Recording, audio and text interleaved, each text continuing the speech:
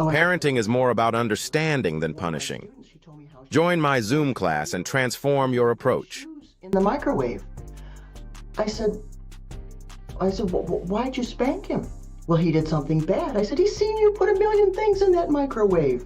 He was imitating you, and he got a spanking. So now I'm going to talk about parenting a little bit. You know what? A lot of times we punish our children and give them trouble when what they really need is explanations. And they're really, who makes mistakes? People who do things. Who makes the most mistakes? People who do new things. Right.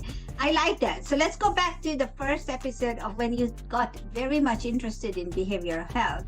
Was that because of your mother's liking your brothers very much? Or what was the first incident where you were very much aware of it? I remember high school, and I said, you know what? I'm going to be the next Sigmund Freud. Okay. So you were fascinated by his work? Oh yeah, well, because he was the big thing back then when I was getting into that. And it wasn't until I got to college that I learned about behavior modification. But just the whole, how does the mind work and what makes us do things really, really enticed me. And so I went to college, but unfortunately, I flunked German. So I guess being a psychologist was out.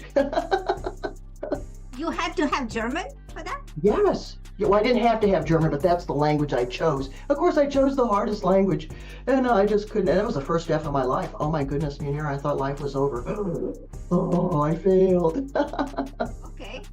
So I like that. And then you had to, whatever you saw, you had to change things within you, right? Mhm, So how did that journey happen? Well, that's a life. Behavior modification doesn't just happen for other people. It has to start within us, right? Am I correct? It's a life. Yes, you're exactly right. But it's a lifelong journey.